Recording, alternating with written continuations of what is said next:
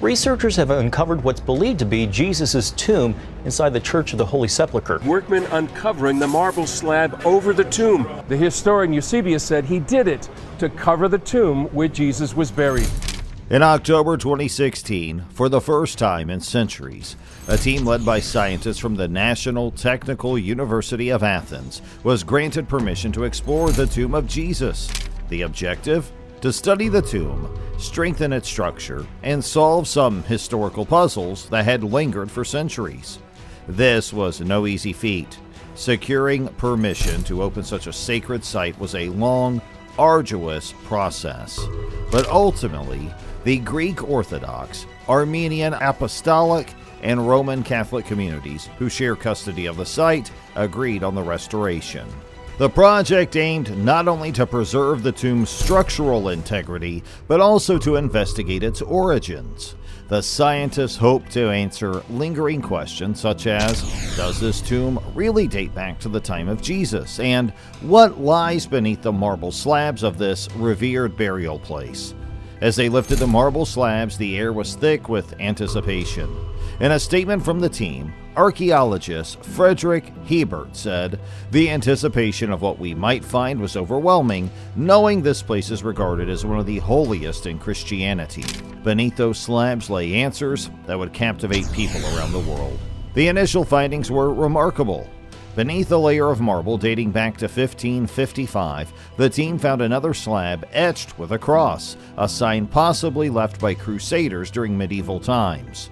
Beneath this layer, they uncovered something even more astounding, a limestone burial bed. This was the original surface believed to be where Jesus' body was laid following his crucifixion. Hebert described the moment, saying, "It was one of the most astonishing discoveries of my career. Here we were, seeing something untouched for nearly 1,700 years." The limestone bed, exposed to air and light for the first time in centuries, provided a tangible connection to the ancient past, offering a glimpse of what early Christians would have seen and touched as they came to pay their respects. Dating the tomb was a critical step for researchers aiming to establish its authenticity. Through radiocarbon dating techniques, they determined that the tomb indeed dated back to around the 4th century AD, matching the period when Emperor Constantine's mother, Helena, is believed to have identified this site as the burial place of Jesus.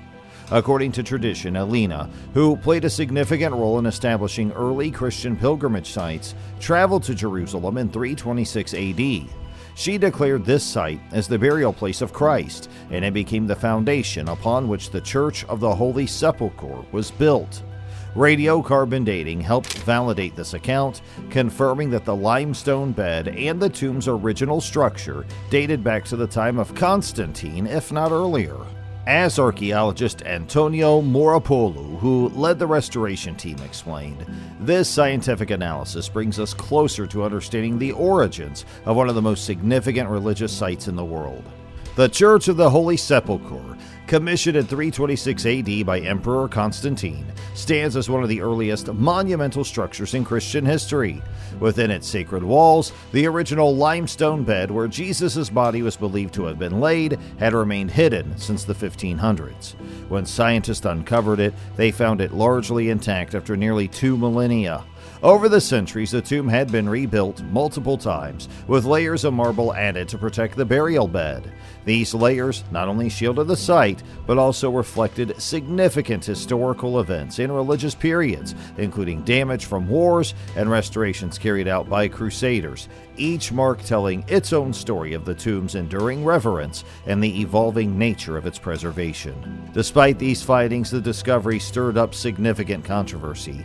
Many scholars and theologians questioned whether the tomb truly belonged to Jesus or was merely a symbolic location established by early Christians. Some skeptics argued that there was insufficient evidence directly linking this tomb to Jesus himself, especially considering that other burial sites in Jerusalem claim a similar distinction. One prominent voice in this debate, Professor Amos Kloner, an Israeli archaeologist, stated, "There is no scientific evidence that this is the actual tomb of Jesus. Kloner and others argued that the tomb's discovery during the 4th century could have been influenced more by political and religious motives than historical accuracy. Constantine's identification of the tomb, after all, came more than 300 years after Jesus' death, leading some to question the reliability of such a conclusion.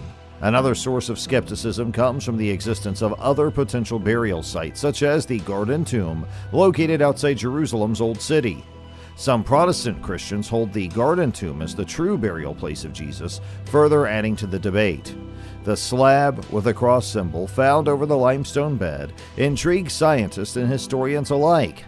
These markings provided an additional layer of history, as they appear to have been etched during the Crusades, a period of intense religious and cultural exchange between the East and the West. For centuries, Crusaders had flocked to the Church of the Holy Sepulchre, venerating it as a holy site. The cross symbol on the slab is a relic of that time, likely left by Crusaders seeking a tangible connection to their faith. But it also poses a question. Did these Crusaders believe they were standing over the true tomb of Christ, or were they simply marking a place of religious symbolism?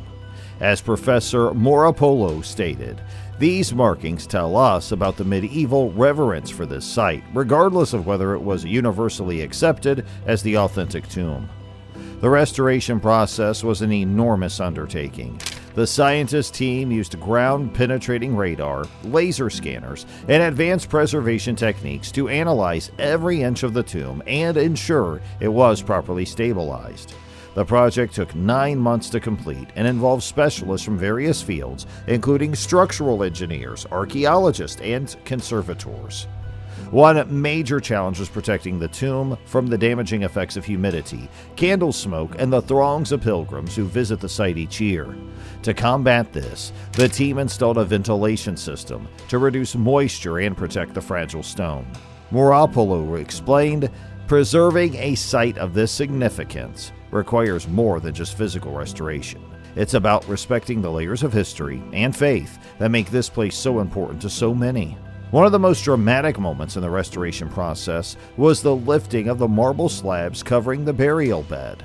These slabs, placed in 1555 to protect the site, had remained undisturbed for nearly 500 years.